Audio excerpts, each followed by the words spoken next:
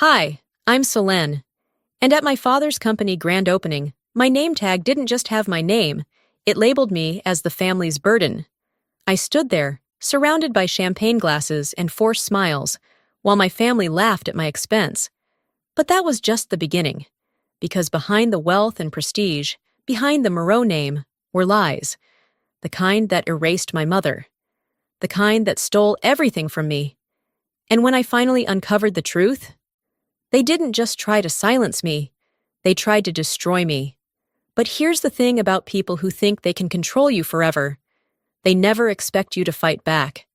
I never wanted to come. When the invitation arrived, gilded edges, embossed lettering, an ostentatious display of Moreau wealth, I had every intention of throwing it in the trash. But then Isolde called. "Just show up, Selene," she had urged. "Let them see you're still standing."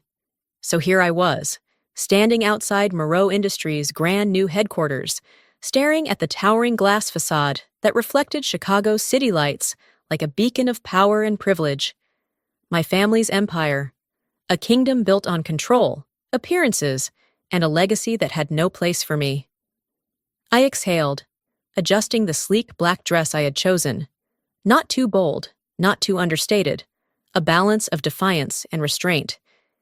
If I was going to walk into the lion's den, I would do it on my terms. Stepping inside, I was immediately swallowed by the opulence.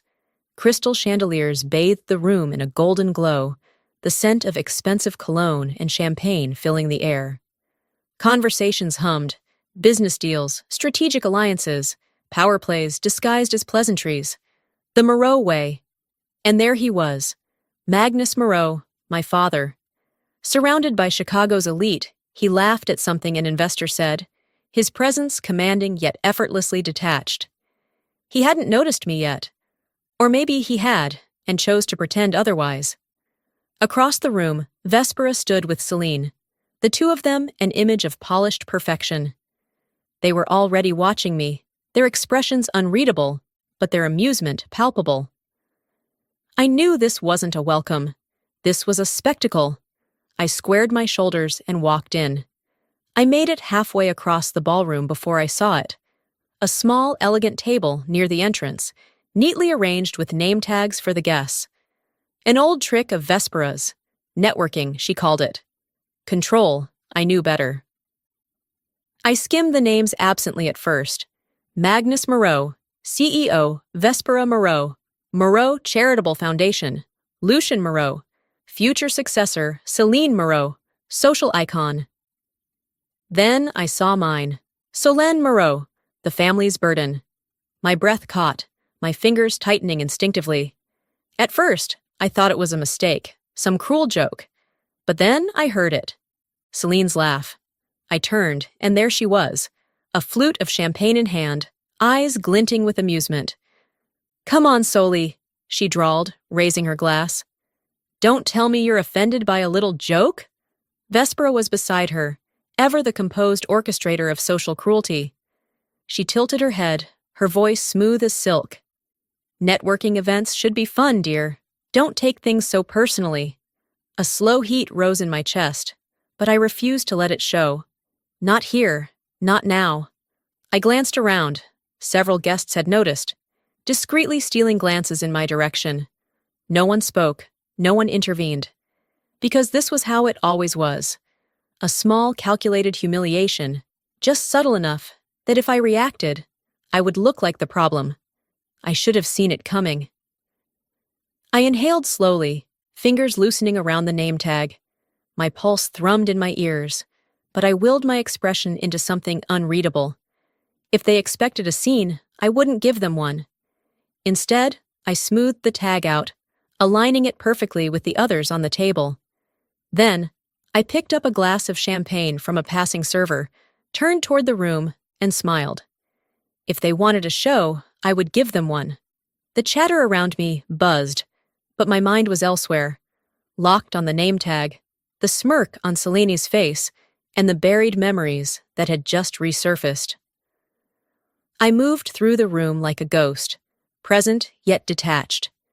Every polite smile, every murmured toast, every carefully curated exchange. It was all part of the act. This was a stage, and I was the only one who refused to play the role assigned to me. I needed air. Stepping toward the back of the venue, I let the cool evening breeze from the balcony wash over me. I should have left the moment I saw that name tag, but something held me here, something deeper than pride or defiance. Then I heard it. Strange how your mother just disappeared from the picture, isn't it? I froze. A man's voice, low but deliberate, carried over from a small circle of investors near the bar. He swirled his whiskey, his words casual, but they hit me like a punch to the gut. Magnus chuckled, his tone measured. Life takes people in different directions. The investor smirked. Right, and yet some disappear more thoroughly than others. Magnus's smile didn't falter, but something flickered in his eyes. A warning. The conversation shifted. Laughter filled the space, but I barely heard it. I turned, my pulse quickening. Was my mother forced out? Was her absence not voluntary? Across the room, I caught sight of Isolde. She wasn't watching the investors. She was watching Magnus and Vespera, and the look in her eyes told me she knew something. The weight in my chest grew heavier. I needed answers. Slipping away from the crowd, I wandered down the hall where the offices were. I knew this building well. Before I had become an inconvenience, Moreau Industries was supposed to be my future too. Magnus's office door was slightly ajar. That wasn't like him. He never left things unsecured. Something told me to step inside. The room smelled like leather and expensive scotch. Bookshelves lined the walls, and his massive mahogany desk sat in the center, an altar to his authority. Everything was in perfect order. Everything except a single drawer, slightly open. I hesitated. Then, with a steadying breath, I reached for it. Inside, a stack of neatly arranged documents. But it wasn't the business reports that caught my eye. It was the envelope tucked between them. Yellowed with time, edges worn. My name was on it. I pulled it out, my hands trembling. The handwriting was unmistakable, my mother's. Swallowing hard, I opened it. Solène, I tried to reach you, but they never let me. I hope one day you find this. The words blurred as my vision swam. I gripped the letter tighter, forcing myself to read on. She had written about the divorce, about how Magnus and Vespera controlled everything, even her ability to see me, how they had twisted the narrative, ensuring that when she was gone, she would never be able to return, how she had never wanted to leave me behind.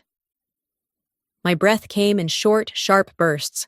I had spent years believing she had abandoned me, that she had walked away and never looked back. It was all a lie. A shadow fell over me. I turned sharply, heart pounding, only to find Isolde standing at the door. Her eyes flickered to the letter in my hands, and her expression softened. You found it, she said quietly.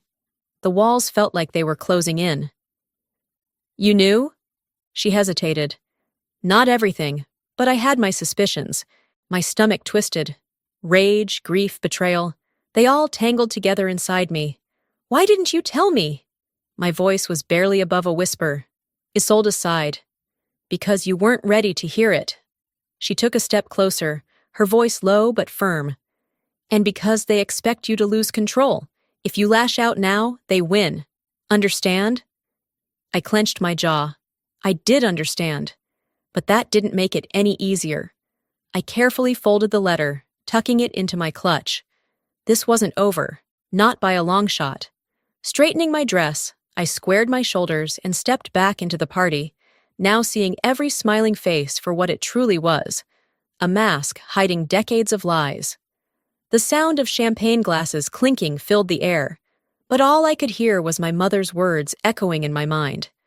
They never let me reach you. I stood motionless in the ballroom, gripping my clutch tightly, my breathing measured. Around me, the event carried on, oblivious to the storm brewing inside me. Laughter, polite conversations, the occasional flash of a camera. Every bit of it felt staged, rehearsed, artificial. I had spent years wondering why my mother had disappeared from my life, why I had been left behind. Now I knew the truth. And Magnus Moreau was standing just a few feet away, completely at ease, basking in the admiration of his peers, as if he hadn't orchestrated the biggest betrayal of my life. Then he raised his glass. "Ladies and gentlemen," he announced, his voice commanding the room's attention. "Tonight, we celebrate not only a milestone for Moreau Industries, but the legacy that we continue to build for the future." A murmur of anticipation swept through the crowd. I felt my pulse quicken. I knew my father well enough to recognize when he was about to make a move. "Strength, innovation, and leadership," Magnus continued, "are the foundation of our success, and that is why, tonight, I am proud to make it official. Lucien Moreau will be my successor, and my legacy will be entrusted to him alone." The applause was deafening. I felt my stomach drop. Vespera was watching me, her lips curling into a small, satisfied smile. Selene barely contained her smirk as she whispered something to a guest beside her. They had been waiting for this moment. Magnus hadn't even looked at me, not once. I was out. Publicly, undeniably, irreversibly cut off. I swallowed the lump rising in my throat and forced a slow, steady breath. I had known, deep down, that there was never a future for me in this family. But seeing it confirmed in front of an entire room of strangers made the sting sharper, the weight of rejection heavier. But I wouldn't break here. I picked up a glass from a passing server and took a sip, barely tasting the champagne. My hands were steady, my expression unreadable. If they wanted me humiliated, they would be disappointed. I turned and walked out. I wasn't thinking about where I was going, only that I needed to be away from the flashing lights, the whispers, the suffocating presence of Magnus and Vespera. My feet led me down the hallway, past the event staff, until I found myself in familiar territory. Magnus's office.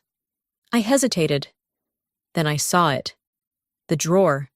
The one I had left slightly ajar when I found my mother's letter. A rush of something, instinct, desperation, pushed me forward. If Magnus had hidden that letter, what else had he kept buried? I pulled the drawer open, rummaging through the neatly arranged files, financial statements, board meeting minutes, stock reports, until my fingers brushed against something that didn't belong.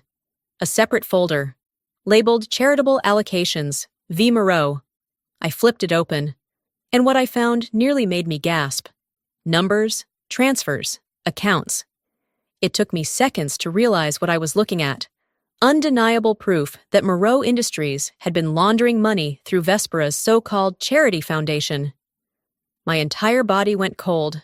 "Whatever you think you found," a voice drawled from the doorway, "it won't matter." I turned sharply, my heart pounding.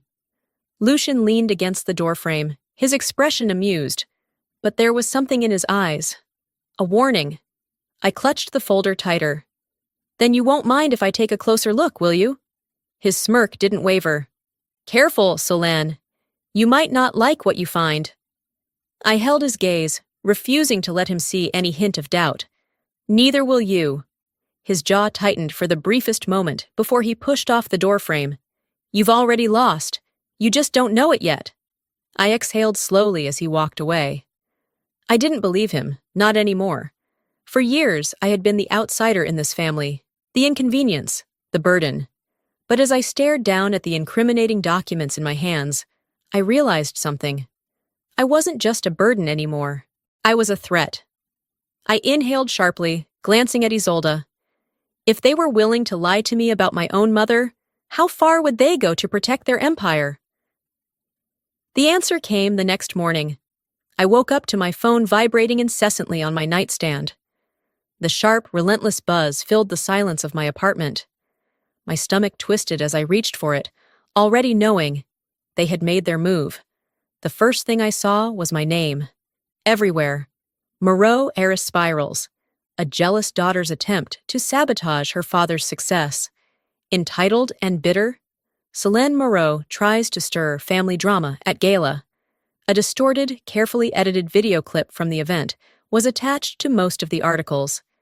It showed me at the name tag table, gripping the humiliating label, my jaw tight.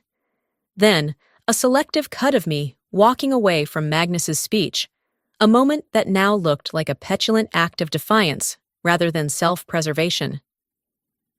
I scrolled further, my pulse pounding in my ears. Then I saw her. Vespera, elegantly poised in a pre-recorded interview, her voice coated with false sympathy. We only ever wanted the best for Selene, but she refuses to be part of this family. This has been difficult for all of us. My stomach twisted as the video cut to Selena, shaking her head in feigned disappointment. We tried. We really did. And then Lucian, looking effortlessly composed. It's sad to see someone spiral like this, but some people just don't know how to move forward. I clenched my jaw so tightly it ached. They hadn't just disowned me. They were rewriting the story. And people were eating it up. The first call I answered was from Isolde. "Selene," she said, her voice clipped. "Turn on the TV." I had already seen enough online, but I grabbed the remote anyway. A news anchor was mid-sentence, my name scrolling in bold beneath her. Sources close to the Moreau family say Selene has struggled with her place in the family for years. Some speculate that financial motivations could be behind her recent behavior. My chest tightened. Financial motivations. "Isolde," I whispered. "What are they doing?" "They're making sure you have nothing left," she said, voice urgent. "This isn't just about reputation, Selene. It's about isolation. They've already started freezing accounts linked to your name, citing irregularities to justify it. And your industry contacts? They're pulling away. You're being blacklisted." I swallowed hard, pressing a hand to my temple. "Magnus and Vespera aren't just trying to ruin your name," she continued. "They're making sure you have nowhere to turn, and they won't stop here." A cold sense of dread settled in my gut. I had spent years trying to be indifferent to their cruelty, but this wasn't just cruelty anymore. This was war. I stared at my reflection in the dark screen of my laptop. For years, I had let them define me. I had let them make me small, insignificant, but they had underestimated me. I wasn't the same person I had been before. I wouldn't let them destroy me. I wouldn't just survive this. I would win. I reached for my phone and dialed Isolde. She answered on the first ring. "If they want a fight," I said, voice steady, "I'll give them one." I closed my laptop, my heart steady for the first time in years. It was time to show them exactly what a burden could do. I scrolled through the endless stream of articles, each one another carefully constructed lie. If they thought I would disappear, they were about to be very disappointed. The Moreaus had always been good at controlling narratives, at making sure the world only saw what they wanted it to see. But this time, they underestimated me. A sharp knock at my door pulled me from my thoughts. My heart jumped before I reminded myself that I was safe, at least for now.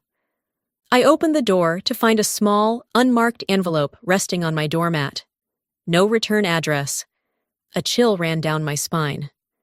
I picked it up cautiously, stepping back inside before peeling the flap open. My breath hitched the moment I saw the handwriting. My mother's. The ink had faded slightly, the paper worn at the edges, but there was no mistaking it. "If you're reading this, it means they never let me reach you. I tried, Selene. I tried." My hands shook as I read on. She wrote about the divorce, how Magnus had orchestrated everything to ensure she had nothing, how he had blocked every attempt she made to contact me, spinning the story so that I would believe she had simply walked away, how she had been afraid. The Moreau name is built on lies, Selene. Money laundering, coercion, secrets buried beneath wealth and power. They don't let go of people like us. Be careful. My chest tightened as I reached the last lines. They won't let you go either. The words blurred as a wave of emotion crashed over me. Grief, fury, and something heavier, something colder. I clenched the letter in my hands. I had spent years feeling abandoned, resenting her for leaving, but she hadn't left me. She had been erased. A buzzing sound snapped me out of my thoughts. My phone. I answered without checking the caller ID. "Selene." It was Isolde. Are you okay? I swallowed, my voice barely above a whisper. I got a letter from my mother. A pause. Then, softly, what did it say? I stared down at the pages in my hands, the truth unraveling before me. It said I was never supposed to find out. Hours later, I sat at my desk, the letter beside me, my fingers drumming against the surface. I knew the Moreaus operated in shadows, but my mother's warning confirmed what I had always suspected. There were things happening beneath the surface that were far worse than the world knew. And I needed proof. I reached for my laptop, logging into a secure server I hadn't touched in years. I still had contacts, people who specialized in uncovering the things that powerful families worked so hard to hide. I typed in a name. Celine Moreau. If Magnus and Vespera were planning their next move, Celine would be part of it. And I had a feeling her engagement wasn't the fairy tale she wanted people to believe. It didn't take long. A few messages, a few calls, and then the confirmation came through. Celine's fiancé was drowning in debt. The engagement was a business transaction, not a love story. A carefully crafted power move to secure Celine's position, orchestrated by Vespera herself. I clicked on Celine's latest social media post. True love, built on trust and honesty. My lips curled into a humorless smirk. I copied the files I had been sent, saving them to my encrypted drive. Celine had always thrived on the illusion of perfection. Let's see how she handled the truth. The call from Isolde came just before midnight. What are you planning to do? She asked, her voice cautious. I exhaled slowly, my fingers brushing against the letter from my mother. They took everything from me, Isolde, I murmured. It's time I take something back. I placed the letter beside the incriminating documents, my resolve hardening. If my mother warned me to be careful, it only meant one thing. I was closer to the truth than they ever wanted me to be. I stared at the names on the documents. Powerful men, untouchable by law, all connected to Moreau Industries. And I had proof. It should have felt like a victory, but I knew better. Because the Moreaus never just defended themselves. They attacked. The first sign came when I stepped into my office. The silence hit me before anything else. My assistant avoided my gaze. Conversations died when I passed. A few colleagues exchanged knowing glances before turning away entirely. I felt it in my gut. Something had shifted. I barely had time to set my bag down before my phone buzzed. An internal message. HR meeting. Immediately. I exhaled slowly, grabbed my notepad, and made my way down the hall. Inside, the head of HR sat stiffly across the table, a folder open in front of her. There have been concerns about your integrity, Celine. I kept my expression neutral. Concerns from whom? She hesitated. That was enough of an answer. I assume this has nothing to do with my actual performance. I continued, leaning back. And everything to do with my last name. Her lips pressed into a thin line. We received allegations that confidential company data was leaked under your credentials. Given the nature of these accusations, we're putting you on immediate leave pending an internal review. A bitter laugh nearly escaped me. Lucian. This had his fingerprints all over it. You don't actually believe this, I said. The HR director didn't meet my eyes. I'm sorry, Celine. That told me everything I needed to know. I stormed into Lucian's office without knocking. He was sitting behind his desk, scrolling through his phone, utterly unbothered. You're trying to erase me, I said, slamming the door shut behind me. Lucian finally looked up, one eyebrow raised. You erased yourself the moment you decided to turn against this family. I clenched my fists at my sides. So this is your strategy? Cutting me off wasn't enough? You want to ruin my career too? He leaned back, smirking. You don't have a career without us, Celine. You never did. I felt my jaw tighten. You think I need you? I asked, voice dangerously even. You think I won't survive without the Moreau name? Lucian sighed dramatically. Celine, let's be honest. You were always the weak link. The moment you stepped out of line, you became disposable. I took a slow, deliberate step forward. "If you wanted me to walk away," I said, "you should have left me with something to lose." For the first time, a flicker of something crossed Lucian's face. Uncertainty. And that was all I needed. That night, I met Isolde at a quiet corner cafe, the kind of place no one would think to look for me. She slid into the seat across from me, expression wary. "What did they do?" she asked. I handed her my suspension notice. She read it quickly, then exhaled through her nose. "Lucian?" I nodded. "They think they've won," I said, taking a sip of my coffee. "They don't realize I'm just getting started." Isolde studied me for a moment. "What's your plan?" I pulled out my phone and typed a single message to a journalist contact I hadn't spoken to in years. Then, I turned the screen toward her. A single file attachment, just enough to plant the first seed. "Let's see how Lucian handles a taste of his own medicine," I murmured. The next morning, whispers began. Are the Moreaus hiding something? Why is there a discrepancy in their charity funds? Lucian Moreau, next in line for his father's empire, but at what cost? By midday, the first article had dropped. Lucian was already calling, but I ignored it. I smirked as I closed my laptop. Let them think I was weak. It would make my next move all the more devastating. Lucian had always been predictable, arrogant, reckless, and convinced of his own invincibility. That would be his downfall. But Magnus? He was a different beast entirely. When the formal invitation arrived, I wasn't surprised. A sleek envelope, thick cardstock, embossed lettering. Moreau Industries' signature brand of intimidation disguised as sophistication. It was an invitation to meet with him. Magnus Moreau didn't summon people unless it benefited him, which meant he had a problem. And that problem was me. I arrived at headquarters exactly on time. No earlier, no later. If he wanted to play power games, I wasn't going to give him the satisfaction of appearing eager. The assistant led me through the familiar hallways, my heels clicking against polished marble floors. Magnus was waiting in his office, seated behind an expansive desk, fingers steepled together in that calculated way of his. He gestured toward the chair across from him. "Sit." I didn't move. "I prefer to stand." His mouth barely twitched. "Suit yourself." Then, without preamble, he slid a document across the desk. "This is my last act of generosity toward you," he said smoothly. I glanced down. A non-disclosure agreement, a financial settlement, enough money to disappear and start over. Silence had a price, and he had just named it. "You think you can buy me?" I asked, keeping my voice even. Magnus leaned back in his chair, unbothered. "I think you can be reasonable." "Take the money, Selene. Move on." I picked up the papers, skimming them. The sum was generous, life-changing for most people. But I wasn't most people.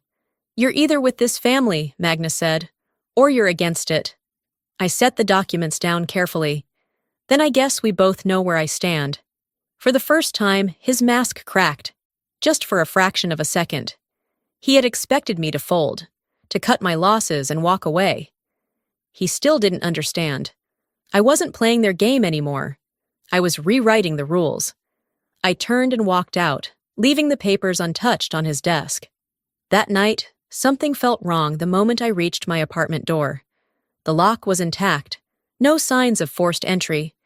But as I stepped inside, the air felt different. Then I noticed it. My belongings had been moved. Not stolen. Shifted. A glass was slightly out of place on the counter. My desk chair had been adjusted.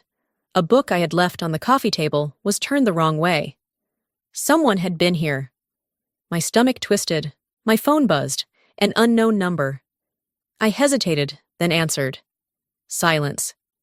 Then a voice. Low, unfamiliar. "Stop digging, Miss Moreau, or you'll end up just like her." The line went dead. A chill ran down my spine. This wasn't just about Magnus anymore. I met Isolde in secret, my pulse still pounding from the call. She looked at me, her expression grim. "Selene, if they feel threatened enough to do this, you need to leave." I exhaled slowly, gripping the edges of the incriminating documents. Leaving wasn't an option. Not anymore. I locked eyes with Isolde. "No," I said. "I'm going to finish this." The game had changed. This wasn't just about revenge anymore. It was about survival. I had spent years allowing my family to dictate the narrative, to paint me as the burden, the disappointment, the problem.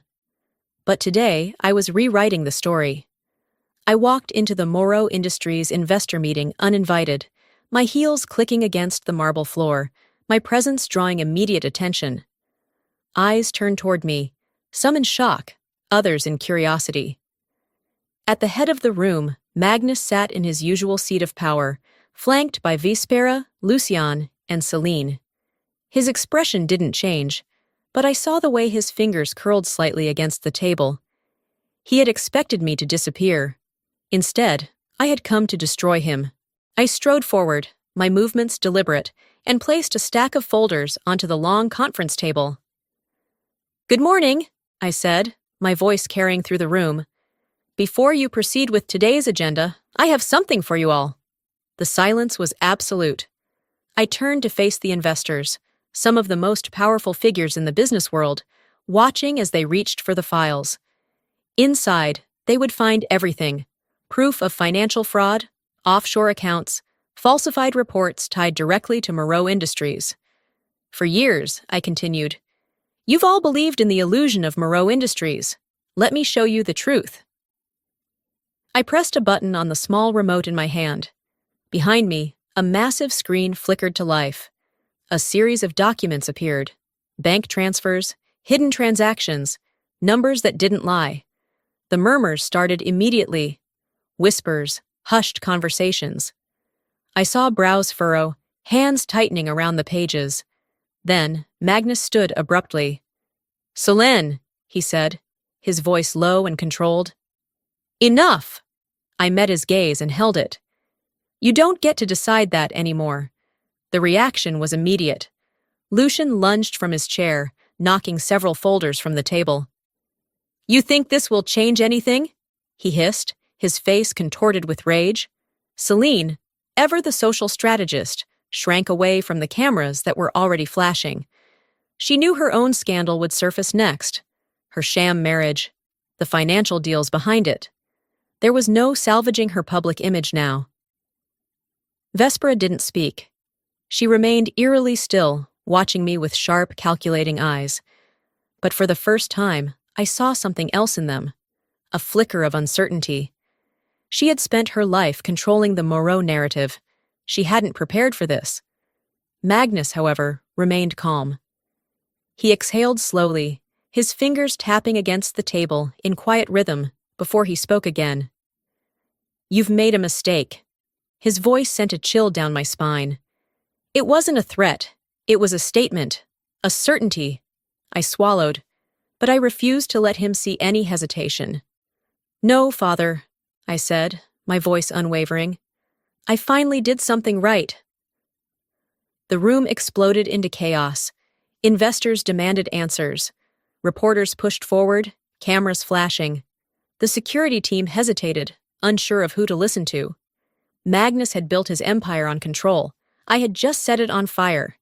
And as I turned to the reporters, microphone in hand, I delivered the final blow. "Now tell me, who's the real burden in this family?" The dust hadn't settled yet, but I already knew. Things would never be the same again. The Moreau name had once been untouchable, a legacy of power, wealth, and control. Now it was a scandal, unraveling piece by piece across national headlines. I watched from my apartment as the news played on the screen. The same anchors who once praised Magnus Moreau were now tearing him apart. Moreau Industries in freefall. CEO Magnus Moreau steps down amid financial fraud allegations. Lucian Moreau blacklisted from major business circles. Investors distance themselves. Celine Moreau's wedding canceled after fiancé's financial scandal surfaces. Vespera Moreau, the mastermind behind the Moreau Charitable Foundation. Has she cut a deal? I turned down the volume, leaning back against the couch. I should have felt victorious, but mostly I just felt free. A knock at my door broke the silence. I opened it to find Isolde, holding a bottle of wine in one hand, 2 glasses in the other. She lifted an eyebrow. Celebratory drink? I stepped aside to let her in. More like a farewell toast. We settled into the couch, the city lights flickering beyond my window. Isolde poured the wine, watching me carefully. So, she said, handing me a glass. What now? I exhaled slowly, letting the question sink in. For years, my life had been dictated by my last name, by the expectations, the power struggles, the endless fight to prove my worth. Now, for the first time, there was nothing standing in my way. A slow smile formed on my lips. Now, I said, raising my glass, I live my life. Later that night, I stood on my balcony, gazing at the city below. This time, I wasn't looking for an escape. I wasn't searching for validation or wondering where I fit in. I had walked away, and I had won. The Moreaus would spend years picking up the pieces of their ruined empire, but I wouldn't be around to watch. I had no interest in their downfall, because they didn't matter anymore. I stepped back inside, pausing just before closing the door. The name tag from that night, the one that had called me the family's burden, sat on my desk. For a moment, I considered throwing it away. Then, I smiled. I left it there, untouched. A reminder, because the truth was clear now. I was never the burden. They had always been mine. Before I step away from this story, I want to leave you with something to think about. For years, I believed that family was unbreakable, that no matter how deep the wounds, how cruel the betrayals, there was always a way back. But the truth is, not all families are meant to be held onto. Some are built on love and support. Others, they are built on control, obligation, and fear. Walking away wasn't easy. It took losing everything to realize that I was never the burden. They were. And if you've ever been in a place where you felt like you had to shrink yourself just to be accepted, let me tell you something. You don't owe anyone your silence. Not your parents, not your siblings, not the people who expect you to play a role that makes their life easier while making yours unbearable. Sometimes the bravest thing you can do is to step away, to choose yourself. But now I want to hear from you.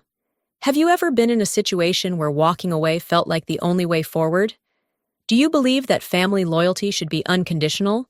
Or do you think there's a point where enough is enough? Let me know in the comments. I'd love to hear your thoughts. And if this story resonated with you, if it made you think or feel something real, drop a 1 in the comments or tell me where you're watching from. And hey, if you want more stories like this, make sure you hit that subscribe button. You won't want to miss what's coming next. Until next time, take care of yourself. You deserve it.